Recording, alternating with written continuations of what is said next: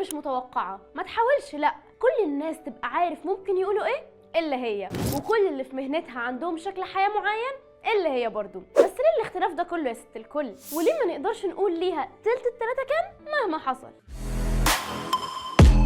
من التسعينات واوائل ال2000 لما تيجي تقول راقصه شرقيه مصريه، اول واحده هتيجي في بالك هي فيفي عبده، مش علشان بس كانت تشدك بنغشتها على المسرح، لا، ده كمان بسبب انها عرفت تدخل عالم السينما والمسرح بدري، وده اللي خلى جمهور اكبر يعرفها. ويمكن في ناس كمان كانت فاكره في الاول انه هي ممثله بس، لكن بصراحه انا سرحت كده شويه ولقيت انه فيفي عبده من اقل الراقصات اللي شفت عليها نقد في حياتها. وحتى يوم ما حد قال لها هو انتوا ايه الصعب في شغلانتكم يعني، قالت لهم ده انتوا بتقعدوا تتفرجوا علينا بالشال في عز البرد واحنا لابسين بدل رقص وبندوس على الخرز بيوجع رجلينا، لا معلش احنا شقيانين قوي قوي يا وجع البرد. واحب اقول لك انه كلمه شقيانين دي كانت طالعه منها بحرقه جامد، هفهمك ليه. لو خدت بالك كده في بدايات فيفي كانت تحب قوي ترقص بجلابيه، صح، مش علشان تعمل لنفسها شكل خاص بيها او بتداري عيوب في جسمها زي ما بيقولوا، لا، هي في بدايتها ما كانش معاها فلوس حتى تشتري بدله رقص، علشان كده معتزه دايما بمشوارها. ومن هنا جه اختلاف فيفي عبده، يعني مش هتلاقي حد ما يعرفش عن اعمال الخير اللي بتعملها طول الوقت وموائد رمضان والزكاه اللي بتطلعها، الكل عارف ان اللي في جيبها مش ليها، لدرجه ان الفنان الكبير هاني شنوده في مره شافها وقال قدام الكل فيفي عبده ملهاش مثيل في الاعمال الخيريه في الوسط الفني كله، شيء ممكن مش كتير كان يتوقعه.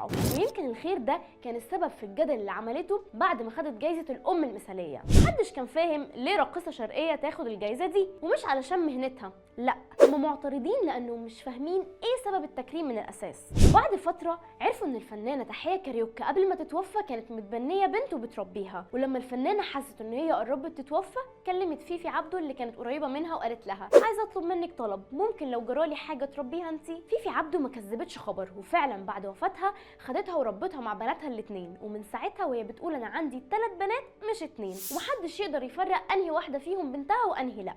بمناسبه الراحله تحيه كاريوكا هقول لك حاجه كمان عن فيفي عبده، واللي تحيه بنفسها قالت قبل ما تتوفى انها عايشه من فلوس فيفي عبده، وانه هي اللي بتصرف عليها في اخر ايامها. بس هتيجي تقول لي كل ده بينها وبين ربنا، واغلب الجمهور ما كانش يعرف عنه حاجه، فليه بنحبها كده ومش بنزعل من اي مره يحصل ازمه تحت اسمها؟ البلوت تويست انه فيفي عبده اللي مثلت كيداهم وسوريا ابو الفضل طلع قلبها قلب خصايه، ومش بس في الحاجات الخير، لا، دي مع صحابها ليها وش تاني خالص.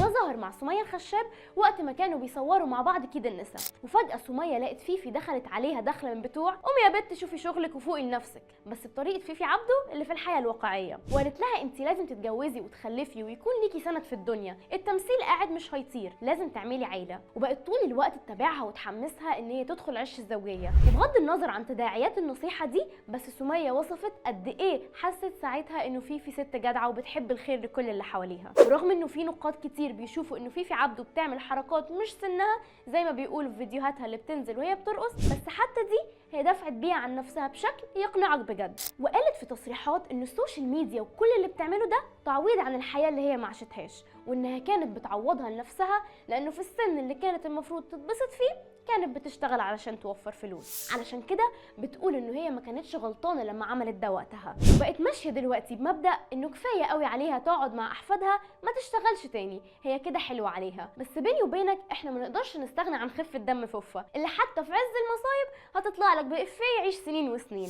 وتقريبا كده عرفنا ليه فيفي ست مش متوقعه.